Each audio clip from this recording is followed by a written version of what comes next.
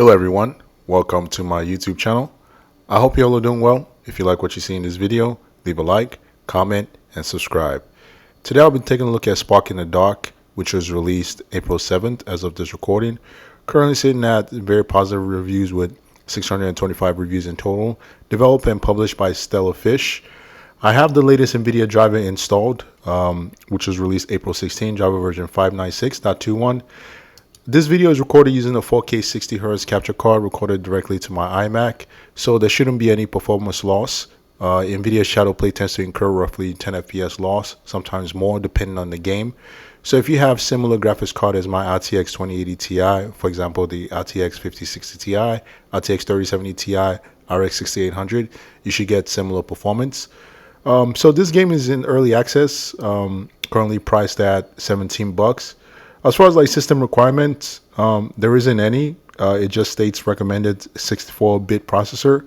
That's kind of lazy, so I'm guessing this game should run fairly well. Minimum is requesting DirectX 10, so I'm guessing this is either a DirectX 10 or a DirectX 11 game. That's why I'm going to find out. I'm going to hop into the settings, take a look at a few options, and then take a look at the performance. I'm back in the main menu of Spark in the Dark. So looking at the options menu, this is all you get. Resolution detects my native 2560x1440 resolution. So you get for the graphical quality preset, you get simple, good, or fantastic. Since I'm a fantastic guy, obviously I'm gonna select that. Anti-aliasing disable 2 or 4, so 4 it is. VSync, no, absolutely not. Turn that off. And yeah, so that's pretty much it. One thing to keep in mind is that this game has an artificial frame rate limit. By default, it selects my refresh rate, which is 240 hertz. Even if I set this to disabled, it's still going to revert back to 240 hertz. You do have the options of selecting 30, 60, 120 hertz. But yeah, it seems like disabling the frame rate limit doesn't work. Here I am at the start of the game. Okay, so this game kind of reminds me of Dark Alliance Baldur's Gate for the PlayStation 2 or Champion of Norat. So this is a bit different. This actually does look like a PlayStation 2 game. I thoroughly love those games, like Champion of Norat and Baldur's Gate 1 was actually my favorite dungeon crawler of all time. Yeah, so this game, I just started it. You can see the performance metric is up and running. So just a quick observation here. First line is the GPU information.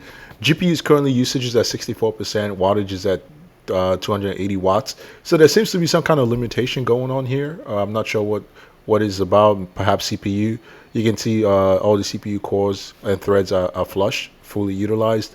Core 3 is extremely high, 79% at the moment. GPU VRAM is 6.13 gigabytes. System RAM is at 7.4 gigabyte. FPS is at 166, 67, average 165, so fairly good. So this is a Unity engine. It's not Unreal Engine 5. It seems okay. The performance seems okay. Could be better. So yeah, so the main thing about this game is that you're supposed to stay in the light and try to avoid the dark as much as possible. So yeah, like how could I have seen that? There's like a little trap there, but how the hell was I supposed to see that? This is one of those games where you have artificial difficulty. Yeah, I'm not even sure what I'm supposed to do. So this game doesn't really explain the game mechanics at all. So I'm just in here blind, just trying to figure out what I'm supposed to do. I chose the warrior class. There are several classes you can choose from. There's the hunter, there's the warrior, and there are like 2 other classes you can choose from. Possible. Look, I'm stuck behind the geometry. I'm stuck. Look at that. I am stuck. Yeah, the combat is a bit sloppy. Let me get out of here and get into the light so I don't lose some more health points. Yeah, so the combat could be better. I understand this is early access, but yeah, look at that. I'm just taking damage, but it's like the enemy AI is so spongy. Okay, so it's best to just take a swipe at them. Yeah, look at that. Wow, this game is very cheap. Very, very cheap. And the enemies, like, they just take a lot of damage. So you have this artificial lock on where you're just look at that, like you're just constantly getting swarmed. Whoa, this game is terrible. Terrible. All right, abort mission. Wow, okay. Great.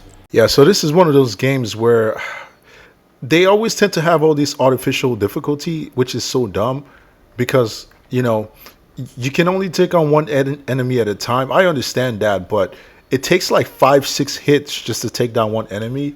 But then, the same courtesy is not offered to you. Like, you just take just a few hits and you're down. And the enemies have a very large hitbox, so you just have to be very careful. Like, so I have to lure them out one at a time and, do a dash, attack, back off, do an attack, back off. And look how long it takes just to kill this AI. Wow, look at that. It's like every character is a boss fight. What?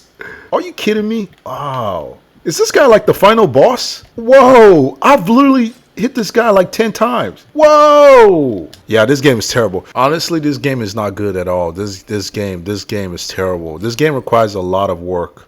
A lot of work. Like, I mean, it just has this artificial difficulty that is absolutely unnecessary. Like the hitbox. So as a character trying to hit the enemy AI, it seems like, your weapons just clip through them, but then they can hit you from obscene distance. Like, look at this guy.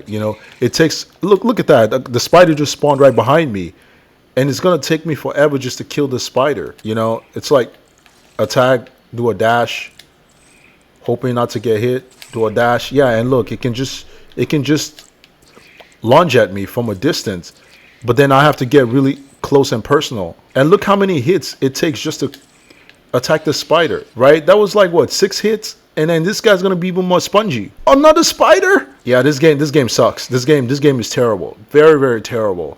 I mean, why didn't they just make this a what is it called? A turn-based combat? Because that's what it feels like. Powerful monster, no shit.